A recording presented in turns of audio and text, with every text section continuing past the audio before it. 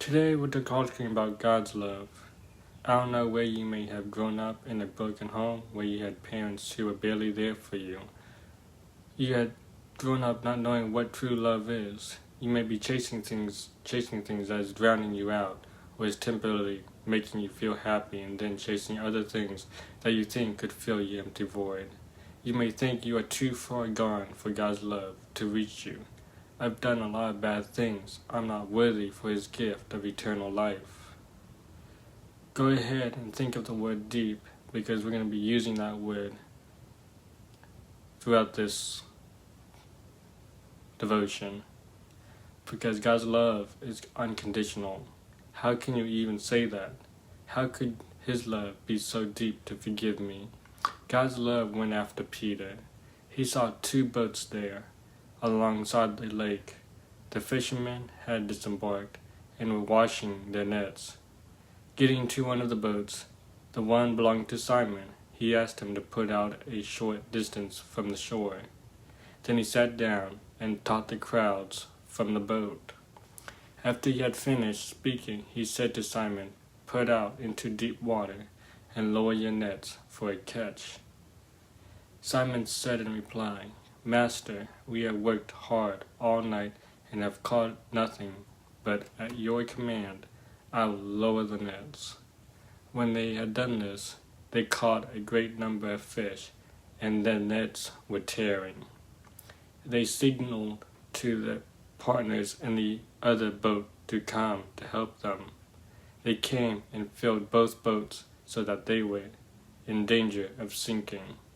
When Simon Peter saw this, he fell at the knees of Jesus and said, "Depart from me, Lord, for I am a sinful man." For astonishment at the catch of fish they had made seized him and all those with him. And likewise James and John, the sons of Zebedee, who were partners of Simon. Jesus said to Simon, "Do not be afraid. From now on you will be catching the men." When they brought their boats to the shore, they left everything and followed him. Peter's faith was put to the test. Part of our salvation is having faith and trusting God, because God's plan is bigger than our plans.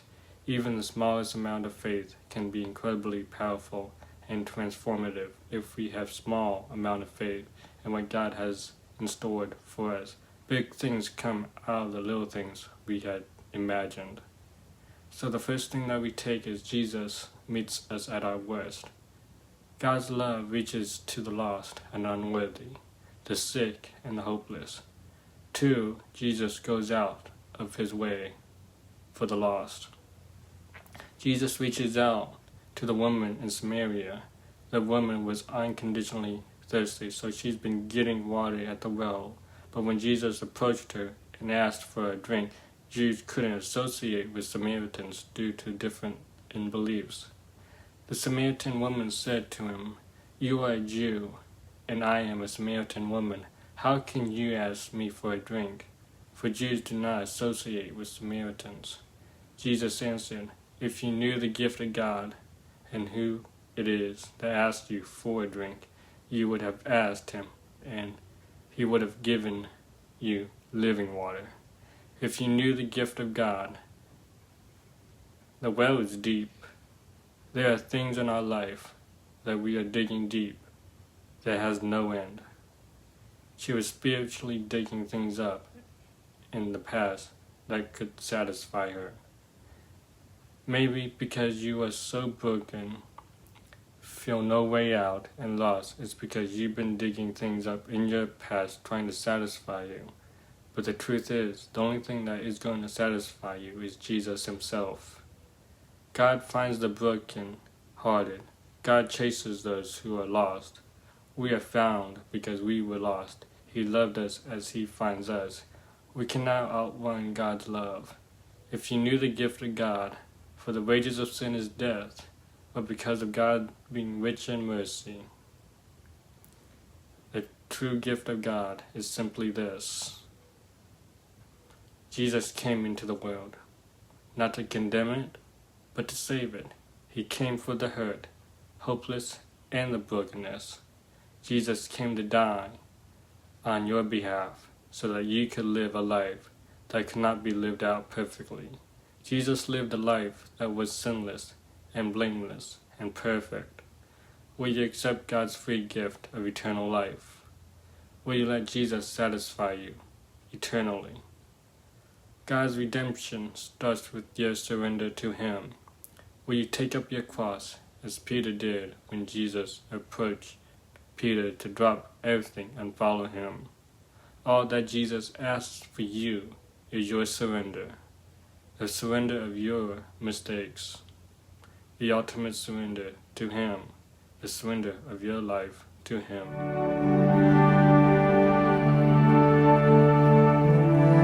I've been strong and I've been broken within a moment. I've been faithful and I've been reckless at every bend. I've held everything together and watched it shatter. I've stood tall and I have crumbled in the same breath. I have wrestled and I have trembled towards surrender. Chased my heart adrift and drifted home again. Plundered blessing till I've been desperate to find redemption. And every time I turn around, oh, you're still there.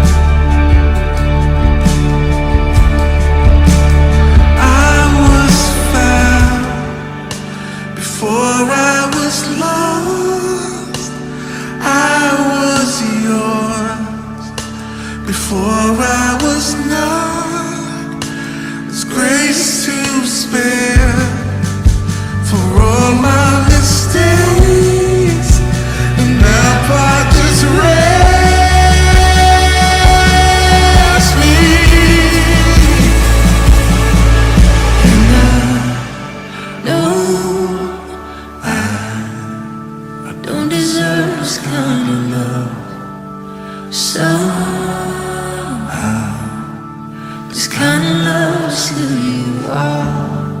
It's a grace I can never add up to be somebody you still want. Somehow,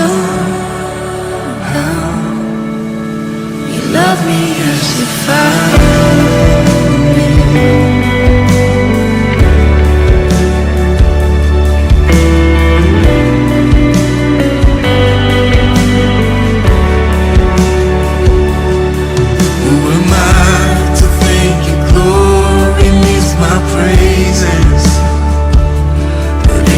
Borrowed breath is yours, Lord, take it all.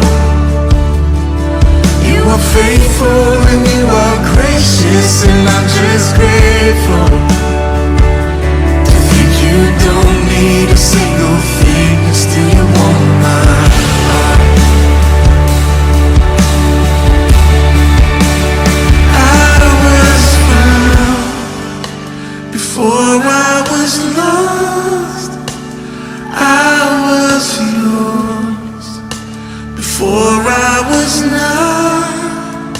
You wear the scars for all my mistakes, and that part just rest me.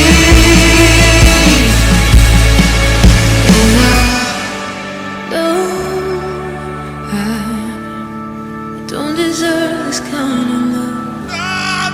Somehow, this kind of love is who you are. It's a grace I can never add to be somebody you still want. Somehow, you love me as you found.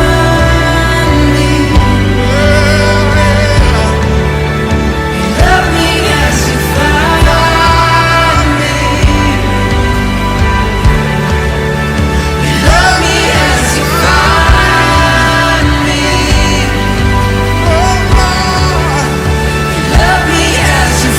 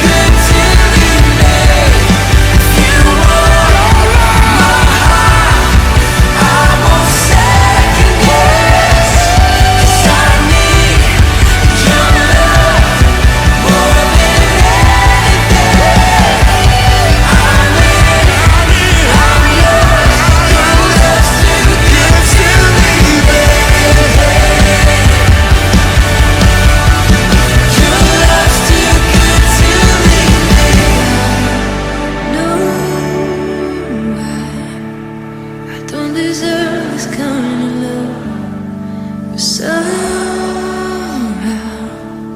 this kind of love is who you are. It's a grace I can never earn, to be somebody who's still